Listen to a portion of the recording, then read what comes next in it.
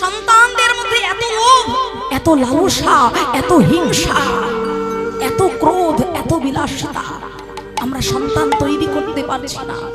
লোভ লালসায় মারামারি, খুন, কাটাকাটি, কত নারী জাতির ধ্বংস আমাদের সন্তান দ্বারা হচ্ছে। বাবা, আমার বলতে গেলে লজ্জা, দ্বিধা হয়। কোন রাজ্যে, কোন দেশে, কোন সমাজে বাস করছি আমরা? চোখের সামনে নারী জাতিরা কত বিধ্বস্ত, কত অপমানিত, কত যন্ত্রণা পেয়ে প্রতিনিয়ত, প্রতি পলে, প্রতি সেকেন্ডে সেকেন্ডে প্রাণ হারাচ্ছে, প্রতি মিনিটে জীবন যাচ্ছে। যন্ত্রণায়, ব্যথায় কাতর হয়ে কত নারীর জীবন অবসান হচ্ছে। কিছু সমাজের মানুষের লোভ লালসার শিকার, কুদৃষ্টির শিকার। এর জন্য দায়ী শুধু সন্তান নয়, এর জন্য কিছু মা বাবাদেরও দায়ী করতে হয়, যারা সন্তানকে প্রকৃত শিক্ষা দিতে পারে। স্কুলে যাবি, টিফিন খাবি, বন্ধুকে যেন দিবি না, নিজের টুকু হলেই হবে। নিজের টুকু নিয়েই থাক, নিজের ভালোটুকু নিয়েই থাক। পরের ভালো, পরের দুঃখে দুঃখী হওয়া, পরের সুখে সুখী হওয়া, পরের ব্যথায় ব্যথিত হওয়া, এই জায়গাটা আমরা প্রথম থেকে সন্তানদেরকে দিতেই পারছি না। শুধু নিজের ভালোটুকু বুঝে নাও, তাতেই সব হয়ে যাবে। শুধু নিজের আনন্দ, নিজের ভালো, নিজের সুখ, নিজের স্বাচ্ছন্দ্যটুকু বেছে নাও। পরে অচ্ছন্নে যাক, তাতে তোমার কিছু যায় আসে না। আগেকার দিনে যে ভাগাভাগি করে খাবার খাওয়ার নিয়ম ছিল, আজকে সেটা কোথায়? আমরা নিজেরাই সন্তানদেরকে সেই জায়গাটা তৈরি করে দিচ্ছি। তা প্রকৃত সন্তান তৈরি করার পিছনে মা বাবাদেরও কিন্তু অনেক ভূমিকা থাকে। বাবা, তাই আপনারা বললেন এ জগতে কোনো মা, কোনো বাবা সন্তানের শত্রু হয় না। শাস্ত্র বলল জন্মদাত্রী মা, জন্মদাতা পিতাও কখনো কখনো সন্তানের শত্রু হয়ে যায়। সন্তানের প্রকৃত শিক্ষার সময় যে মা, যে বাবা সন্তানকে প্রশ্রয় দিয়ে দেয়। প্রমাণ চান? দুর্যোধন একটার পর একটা অপরাধ করে যাচ্ছে। দ্রোণাচার্য, কৃপাচার্য, ভীষ্মদেব, বড় বড় রথী মহারথী ধৃতরাষ্ট্রকে বারে বারে সাবধান করছে, ওই দেখো তোমার ছেলে অন্যায় পথে হাঁটছে, এখন তুমি ওকে লাগাম দাও, প্রকৃত শিক্ষা দাও, ভুল ঠিকটা বোঝাও, নইলে এই সন্তানের দ্বারাই তোমার বংশটা একদিন ধ্বংস হয়ে যাবে। কিন্তু অন্ধ ধৃতরাষ্ট্র, তার চোখ দুটো ছিল যেমন অন্ধ, তেমন পুত্রের প্রতি তার ভালোবাসাটাও ছিল অন্ধের মতো। আমার ছেলে, না না, ও যদি কিছু ভুল করে থাকে ঠিক হয়ে যাবে, আমার ছেলে ভুল করতে পারে না। এই একটা ছেলের অন্যায়কে প্রশ্রয় দিতে দিতে দিতে দিতে বাদ বাকি ৯৯টা সন্তানের সাথে সাথে সম্পূর্ণ বংশটা একদিন অকালে ধ্বংস হয়ে গেল। তাই সন্তানকে প্রকৃত শিক্ষা দেওয়া পিতামাতার কর্তব্য, পিতামাতার দায়িত্ব। আজকের দিনে সন্তান এত উচ্ছন্নে যাচ্ছে কেন? তার প্রকৃত কারণ হচ্ছে কিছু মা বাবা যারা সন্তানকে প্রশ্রয় দিতে দিতে শয়তানে পরিণত করে দিয়েছে। লালয়েত পঞ্চবর্ষাণি দশবর্ষাণি তাড়য়েত প্রাপ্তেন ষোড়শ বর্ষতি পুত্রং মিত্র পদাচনা। এটা আমার মুখের কথা নয়, শাস্ত্র কথা। একজন সন্তানকে তৈরি করবেন, প্রকৃত শিক্ষা দেবেন, মানুষের মতো মানুষ করবেন, তার কিছুটা ধাপ আছে, কিছু নিয়ম আছে। লালয়েত পঞ্চবর্ষাণি, জন্মের পর থেকে ৫ বছর বয়স পর্যন্ত সন্তানকে আঘাত করে, মারধর করে শিক্ষা দেওয়া যায় না। ভালোবাসা, সন্তান তো ভালোবাসার জিনিস। ভালোবাসা দাও অবশ্য, কিন্তু অন্ধ ভালোবাসা দিয়ে দিও। তাই জন্মের পর থেকে 5 বছর বয়স পর্যন্ত সন্তানকে লালন পালন করবেন আদর দিয়ে, যত্ন দিয়ে, ভালোবাসা দিয়ে। কিন্তু 5 বছরের পর থেকে আপনার ব্যাপারটা একটু অন্যরকম হয়ে যাবে। 10 বর্ষানি তাড়াই, 5 বছরের পর থেকে 10 বছর পর্যন্ত এই সময়টা হলো সন্তানের প্রকৃত শিক্ষার সময়। এই জায়গাটায় ছেলে অন্যায় করলে যদি তুমি লাগাম ছেড়ে দাও, তাহলে কিন্তু বৃদ্ধাশ্রমের ঘরটা তোমার কপালে একবারে কনফার্ম হয়ে গেল বাবা। তা 5 বছরের পর থেকে 10 বছর পর্যন্ত সন্তান যদি অন্যায় করে, শাসন করো, প্রকৃত শিক্ষা দাও। প্রয়োজনে হাতে লাঠি ধরো, শিক্ষা দাও, প্রকৃত শিক্ষা দাও। ঠিক ভুল, ভালো মন্দ বিচার বিবেচনাটা যেন তার মধ্যে আসে, এটুকু পথ তৈরি করে দাও। 10 বর্ষানি তাড়ায় প্রাপ্তেন ষোড়শী বর্ষাতি, মানে 15 বছর কেটে যাওয়ার পর ছেলে যখন 16 বছরে পূর্ণ যৌবনকালে পদার্পণ করেছে, তখন কিন্তু আর লাঠি সোটা দিয়ে মারধর চলবে না বাবা। প্রাপ্তেন ষোড়শী বর্ষাতি পুত্রং মিত্র পদাচনা, সন্তান যখন পূর্ণ যুবক, 16 বছরে পূর্ণ যুবক, এতদিনে যেটুকু শিক্ষা দেওয়ার তুমি দিলে, প্রকৃত শিক্ষা দিলে, 16 বছর বয়স যখন তার হবে, ধীরে ধীরে তখন তার সঙ্গে বন্ধু সুলভ আচরণ করো,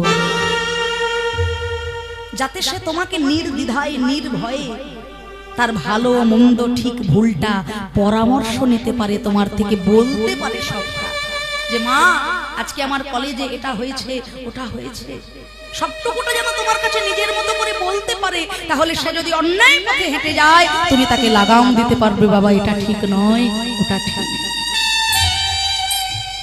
16 বছর বয়স থেকে ছেলের সঙ্গে বন্ধু সুলভ আচরণ করো, যাতে সে তার ভালো মন্দ ঠিক ভুলটা তোমার কাছে উজাড় করে বলতে পারে, আর তুমি সঠিক পথটা তাকে অনুসরণ করাতে পারো। তাই প্রাপ্তেন ষোড়শী বর্ষাতি পুত্রং মিত্র পদাচনা। তাই আজকে সন্তান চাইলে মাতা বিনতা দেবে, যে কদ্রু আমাকে এত বড় কথা বললো, আমার সন্তান নয়। বেশ, যদি কোনোদিনও আমার গর্ভে সন্তান আসে বোন, তাহলে তুই আমাকে আমার দাসীবৃত্ত হতে মুক্তি দিবি তো? শোনো দিদি, শুধু সন্তান এলেই হবে না, ওই সন্তান যদি ইন্দ্রের কাছ থেকে অমৃত এনে আমার ছেলেদেরকে দিতে পারে, তবেই তুমি হবে দাসীবৃত্তি হতে মুক্ত, মুক্ত, মুক্ত।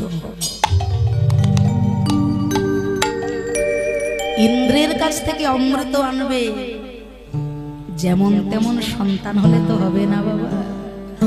তাই মাতা বিনতা আমার, দিনের পর দিন, রাতের পর রাত, খাওয়া নেই, ঘুম নেই, কঠোর সাধনায় করজোর করে দুটি নয়ন জলে বক্ষ ভাসিয়ে ডাকলেন বিশ্ব ব্রহ্মাণ্ডের অধীশ্বর পূর্ণ ব্রহ্ম স্বয়ং নারায়ণকে, হে দয়াময়, হে মধুসূদন, হে কৃপাময়, দয়া করো, হে দয়াময়, তুমি আমার মনোবাঞ্ছা পূর্ণ করো।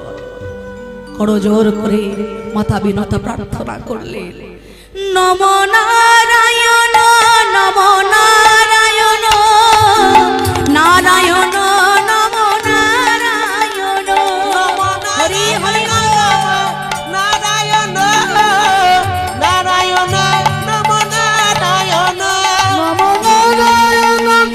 নম নারায়ণ, নারায়ণ, নম নারায়ণ, নম নারায়ণ, নম নারায়ণ, নারায়ণ, নম নারায়ণ, শঙ্খ চক্র গদা কেউরমান, নারায়ণ, নম নারায়ণ, শঙ্খ চক্র গদা নির্বাণ, নারায়ণ, নম নারায়ণ, নারায়ণ,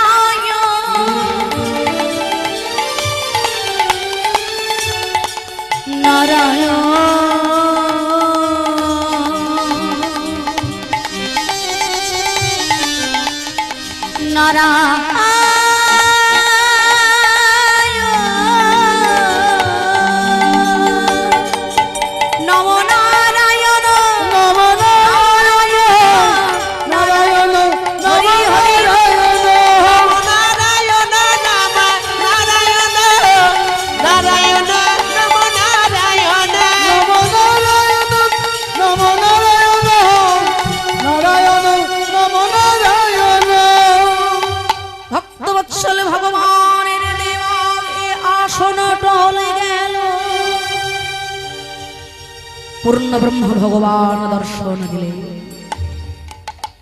শঙ্খ চক্র গদা পদ্মধারী নারায়ণ দাঁড়ালেন সম্মুখে। মাতা গান্ধারী আমার দুটি নয়নের জলে তখন বক্ষ ভেসে যায়। কেঁদে কেঁদে বিনতা দেবী বললেন, হে প্রভু নারায়ণ, দিতে যদি হয় দয়াময় এই আশীর্বাদ করই আমায়, নিজ গুণে কৃপা করে একজন বিষ্ণু ভক্ত সন্তান দিও। হরি হরি সন্তান দিও, কৃষ্ণ ভক্ত সন্তান দিও, যেন তোমার সেবা করতে পারি, বিষ্ণু ভক্ত সন্তান দিও। যেন তোমার সেবা করতে পারি, আমি আর যে কিছু চাই না হরি, তোমার সেবা করতে পারি, আর যে কিছু চাই না হরি, আমি তোমার সেবা করতে পারি, কিছু চাই না হরি, আমি তোমার সেবা করতে পারি, আর যে কিছু চাই না হরি, আমি তোমার সেবা করতে পারি, আর যে কিছু চাই না হরি, আমি তোমার সেবা করতে পারি, আর যে কিছু চাই না হরি, তোমার সেবা কিছু চাই না হরি, আমি তোমার সেবা করতে পারি, আর যে কিছু চাই না হরি, তোমার সেবা করতে পারি, আর যে কিছু চাই না হরি, কৃষ্ণ ভক্ত সন্তান দিও। একজন বিষ্ণু ভক্ত সন্তান প্রার্থনা করলেন বিনতা দেবী। ভগবান কথা দিলেন, আসবে মা, তোমার এই ভক্তিতে সন্তুষ্ট হয়ে আমি কথা দিলাম, তোমার গর্ভে এমন একজন বিষ্ণু ভক্ত সন্তান হবে যে সন্তানের দ্বারা তোমার নাম চির অমর হয়ে থাকবে জগৎ। সন্তান যদি সুসন্তান হয়, তার মায়ের থেকে বড় ভাগ্যবতী, তার বাবার থেকে বড় ভাগ্যবান এ জগতে আর কে আছে গো বাবা। সন্তান যদি কোনো ভালো কাজ করে, লোক মুখে শুনে সব থেকে আগে মন ভরে যায় তার পিতা মাতা। তাদের থেকে সুখী, তাদের থেকে আনন্দ আর দ্বিতীয় কেউ বেশি পেতে পারে না। তাই সত্যি সত্যি প্রভু নারায়ণের আশীর্বাদে ধীরে ধীরে বিনতা মাতা গর্ভবতী হলে। দেখতে দেখতে সেই গর্ভ পূর্ণ হয়ে যখন প্রসব হলো গর্ভ, দেখা গেল একটা অবাক করা ঘটনা। গর্ভ প্রসবিত হলো বটে, কিন্তু সেই প্রসবে সন্তান নয়, দুটি অণ্ড প্রসবিত হয়েছে। সেই দুটি অণ্ডকে যত্ন করে রেখে দিলেন বিনতা মা। কিন্তু কেটে গেল বহুদিন, দিনের পর দিন, রাতের পর রাত কেটে যায়। সেই অণ্ড আর প্রসূত হয়ে প্রসব করে কোনো সন্তান আসছে না। রাগে দুঃখে বিনতা মা একটি অণ্ডকে মাটিতে আছাড় মেরে ভেঙে ফেলে দিলেন। যেই না মাটিতে ফেলে ভেঙে দিলেন অণ্ড, সেই অণ্ড থেকে একজন বিকলাঙ্গ শিশু বেরিয়ে এলো। মা, তুমি আরেকটু ধৈর্য ধরতে পারলে না মা? ধরলে আরেকটু অপেক্ষা যদি তুমি করতে মা, তাহলে আমার অঙ্গটা আমার দেহটা এমন বিকলঙ্গ অবস্থায় জগতে আমি আসতাম না। আমাকে পূর্ণ পুষ্টি তুমি দিলে না, পূর্ণ দেহ তৈরি করার সময়টুকু তুমি আমাকে দিলে না মা। পূর্ণ দেহ তৈরি হওয়ার আগেই তুমি আমাকে জগতের বুকে আনলে, তাই আমি সম্পূর্ণ পুষ্টি পেলাম না বলে এই বিকলঙ্গ অবস্থা পেলাম। দুঃখ আমার একটাই মা, এই অপুষ্টিকর বিকলঙ্গ দেহ নিয়ে আমি তো তোমার দাসত্ব মুক্তি করতে পারবো না। আমি সূর্যদেবের রথের সারথি হওয়ার জন্য ছুটে চললাম। তিনি চলে গেলেন সূর্য পথে, কিন্তু মাগো বলে গেলাম আরো একটি অণ্ড আছে তোমার কাছে, ওকে যেন তুমি অসময়ে জগতের বুকে এনো না মা। ওর অঙ্গটাকে যেন অসময়ে বিনষ্ট করে দিও না মা, ওকে সম্পূর্ণ পুষ্টি তুমি দিও মা। ওই সন্তানের দ্বারাই তোমার দাসত্ব মুক্তি ঘটে যাবে। হরিবল হরিবল। আমার ভাই যেদিন আসবে মা, সেই দিনে তোমার দাসত্ব মুক্তি ঘটাবে। আমি তোমাকে কথা দিয়ে গেলাম, আমি দাদা হয়ে পারলাম না তোমার দাসত্ব মুক্তি করতে, কিন্তু আমার ভাই আসবে যখন, ও তোমার দাসত্ব মুক্তি করবে। সত্যি সত্যি আরো কিছুদিন পর একদিন ওই অণ্ড ফেটে ডানা ঝাপটা দিয়ে এক বিরাট শিশুর জন্মগ্রহণ করলেন। তিনি হলেন গরুর মহারাজ। তাই গৌর হরি হরিবল হরিবল। ডানা ঝাপটা দিয়ে প্রধানমন্ত্রী গরুর মহারাজ বললেন, কে আমার মাকে দাসী করে রেখেছে? কে? কার এত বড় স্পর্ধা? সত্যি সত্যি ইন্দ্রের কাছ থেকে অমৃত আনলে যদি আমার মা দাসত্ব হতে মুক্তি পায়, আমি যাবো ইন্দ্রদেবের কাছে। ছুটে চললেন গরুর মহারাজ ইন্দ্রদেবের কাছে। দাদা, দাদা গো, তুমি আমাকে অমৃত দাও মা, আমার মায়ের দাসত্ব মুক্তি ঘটাতে হবে। দাদা, তুমি আমাকে অমৃত দাও। কোত্থেকে কি একটা পাখি ছুটে এলো অমৃত চাইতে? এরপর তো কোনোদিন একটা গিরগিটি এসে বলবে আমাকে অমৃত দাও, একটা টিকটিকিও এসে বলবে আমাকে অমৃত দাও। অমৃত কি এতই সহজ? দাদা, দাদা বললেন কেন না, ওই যে কশ্যপ ঋষি, কশ্যপ ঋষি থেকে যেমন দেবতাদের সৃষ্টি, দানবেরও সৃষ্টি, হ্যাঁ, ওই কশ্যপ ঋষির সন্তান কিন্তু স্বয়ং ইন্দ্রদেব, দ্বাদশ আদিত্যর মধ্যে। তাহলে কশ্যপ ঋষির সন্তান যেমন ইন্দ্রদেব, আবার কশ্যপ ঋষির সন্তান গরুর মহারাজ, কিন্তু তাদের মা আলাদা হলেও বাবা কিন্তু একজন। হরি হরি হরি। তাই গরুর মহারাজ বললেন, দাদা তুমি অমৃত দাও। তুমি দাদা, আমি তোমার সঙ্গে যুদ্ধ করতে চাই না। কিন্তু ইন্দ্রদেব মানলেন না, পাখি ভেবে অবজ্ঞা করলেন। শুরু হলো মহাযুদ্ধ। আর যুদ্ধ করতে করতে ইন্দ্র যখন তার হাত থেকে বজ্র ছুড়ে দিল গরুরের উদ্দেশ্যে, গরুর কি করলেন? বজ্র যেমন তেমন বস্তু নয় বাবা, দধিচি মুনির হাড় দিয়ে তৈরি ইন্দ্রের বজ্র, যেখানে যাবে জ্বলে পুড়ে একেবারে ছাই হয়ে যাবে। তাই দধিচি মুনি, সাধুগুরু মুনিকে সম্মান করতে হয় বাবা।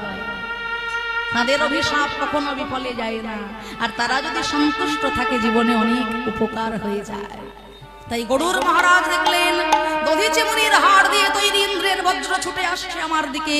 সেই মুনিকে সম্মান করার জন্য, সেই বজ্রকে সম্মান করার জন্য গরুর কি করলেন? তার অঙ্গ থেকে একটি পালক তুলে নিয়ে ওই বজ্রের উদ্দেশ্যে তিনি প্রদান করে দিলেন। গরুর যখন তার অঙ্গ থেকে একটা পালক খসিয়ে দিল ওই বজ্রটার উদ্দেশ্যে, বজ্র গিয়ে ওই পালকটাকে পুড়িয়ে ছাই করে দিল। কিন্তু গরুর মহারাজের কিছু ক্ষতি হলো না।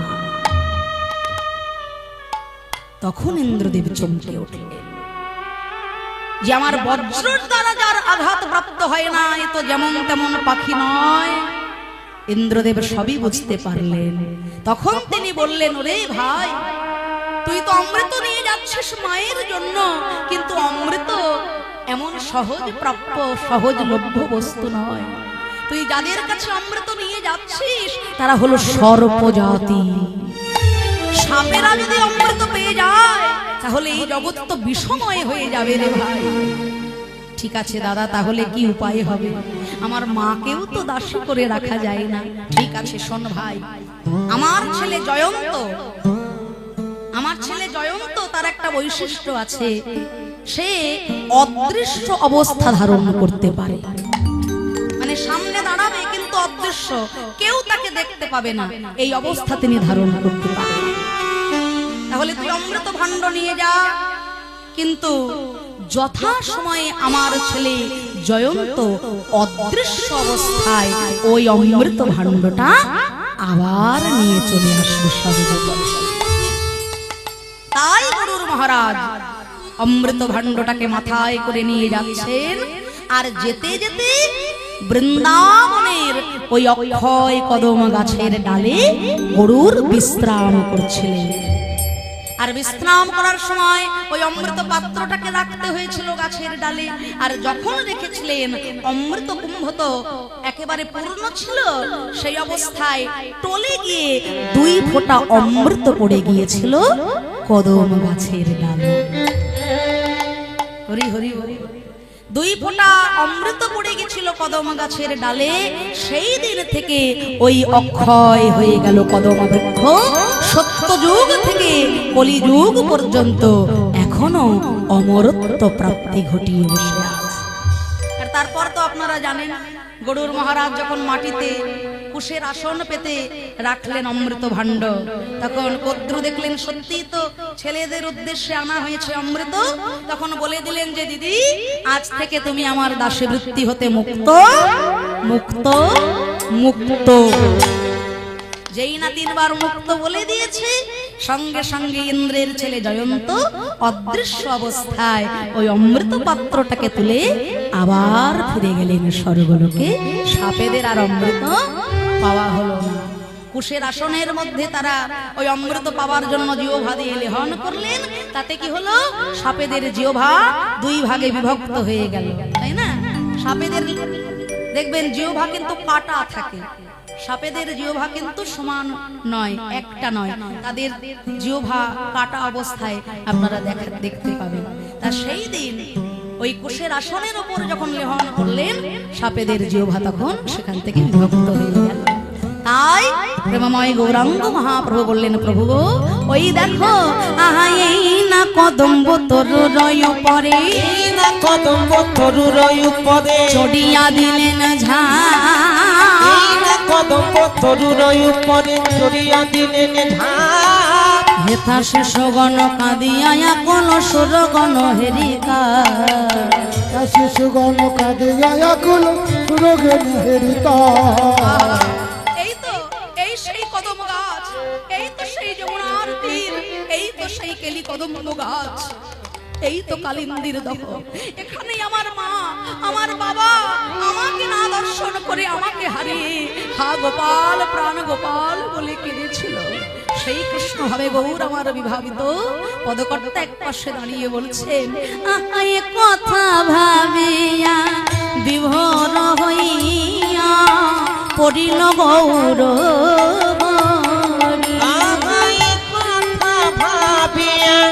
বিভোর হইয়া পড়িল গৌর হরি। প্রভুর আমার পুলকে পড়িল সব কলি বড়, পুলকে পড়িল সব কলি বড়। ভূমি যায় গড়া গড়ি গো, ভূমি যায় গড়া গো, কাহা মোর মাতা শ্রীরামাদি সখা, কাহা মোর গোপী গো, আমার মাতা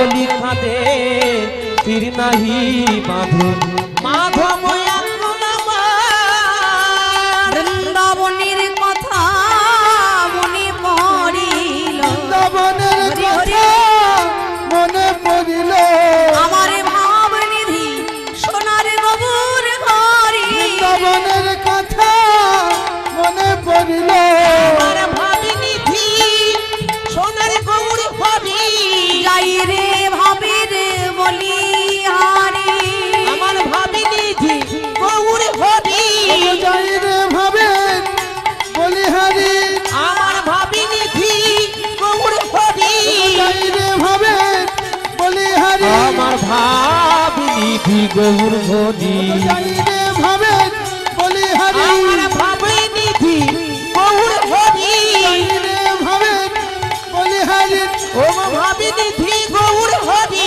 যাই রে ভাবেন বলিহারি, হরি হরি যাই রে ভাবেন বলিহারি, ভাবিনিধি গৌর হরি যাই রে ভাবেন বলিহারি, ও ভাবিনিধি গৌর হরি বৃন্দাবনের কথা মনে পড়িল। জয় জয় নিতাই গৌর সীতানাথ প্রেমানন্দে, নিতাই গৌর হরে হরি আসুন ভক্তগণ, শ্রীমান মহাপ্রভুকে লীলা রসে ভাবিয়ে নিয়ে আমরা সবাই যাব মধুর বৃন্দাবনের পথে। চলুন সকলে মিলে একটু করতালি দিয়ে রাধা নামের জয়ধ্বনি করে সবাই যাব মধুর বৃন্দাবনে।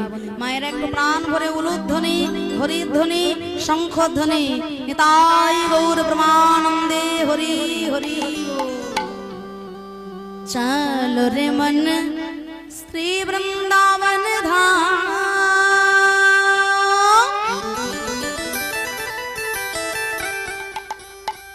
बोलो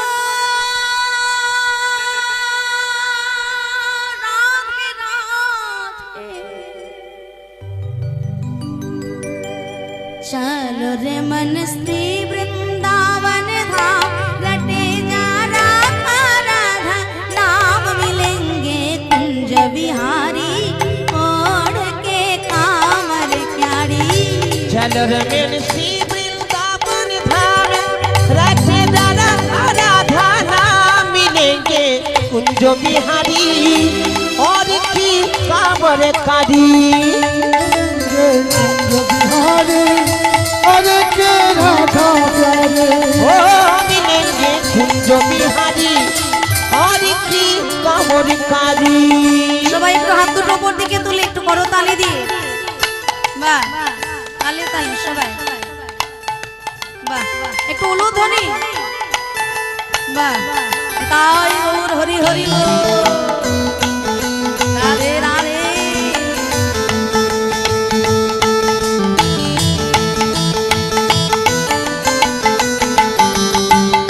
चलो रे मन श्री वृंदावन धाम, रटे जा राधा राधा नाम मिलेंगे कुंज बिहारी, ओढ़ के कामर प्यारी।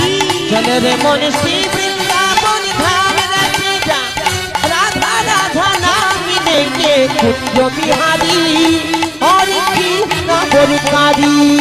मिलेंगे कुंज बिहारी अरे के राधा प्यारी, सब धामन से प्यार वृंदावन धाम है,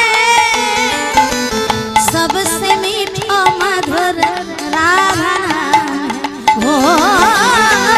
भावों से प्यारी वृंदावन धाम है, सबसे मीठा मधुर श्री राधा नाम है।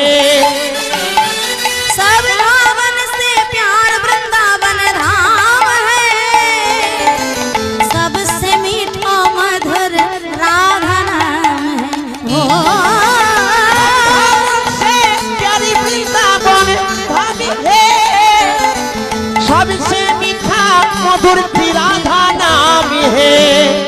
जहाँ नित खेले ओ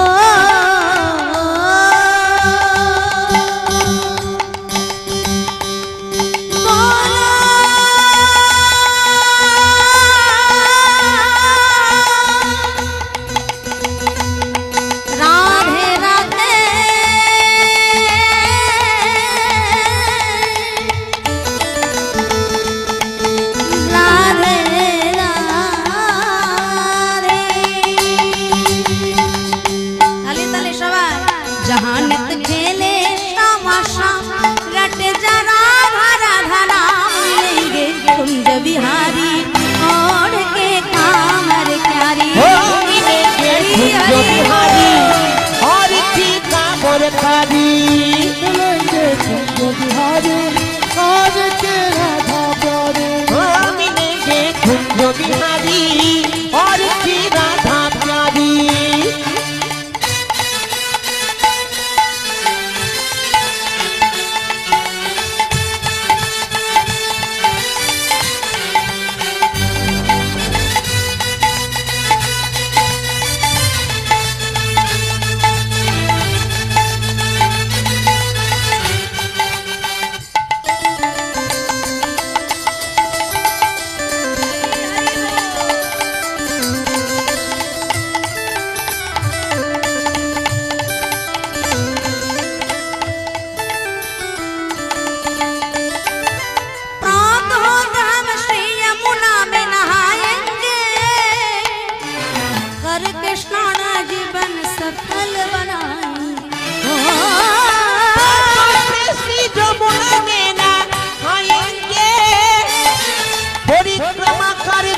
सफल बनाएंगे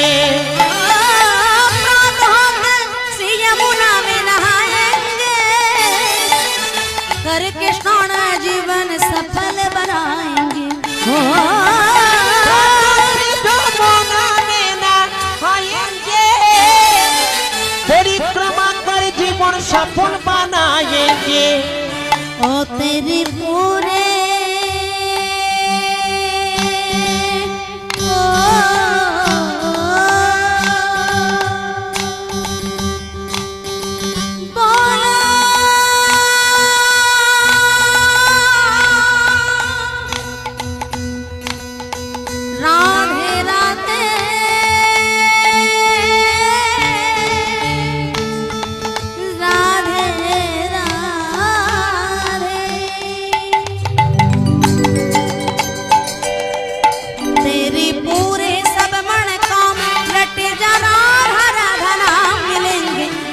बिहारी ओढ़ के कामर प्यारी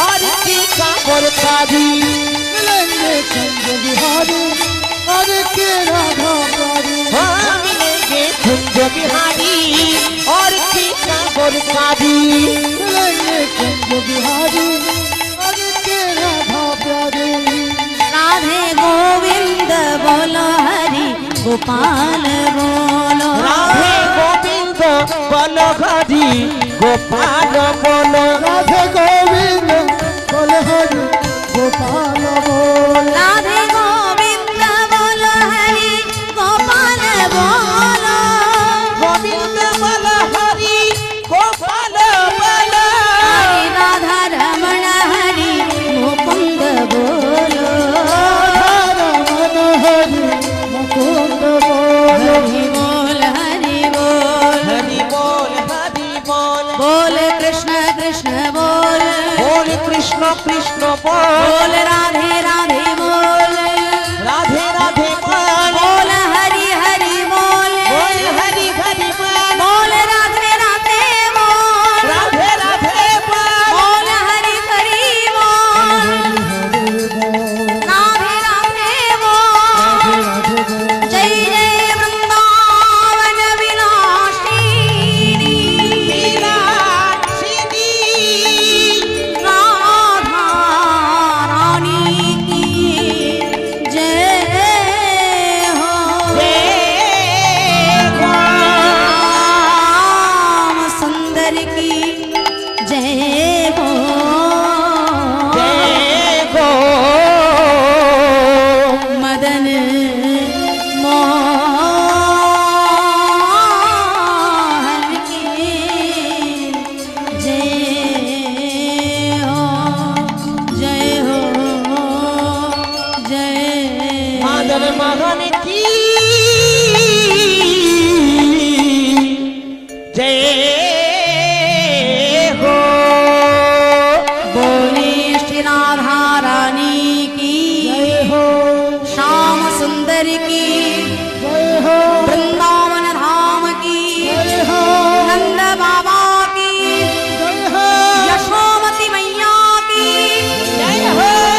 निज निज गुरु महाराज की जय गो गौर भक्त वृंद की जय गो हरि नाम संकीर्तन की जय गो जय जय राधेश्याम। राधेश्याम।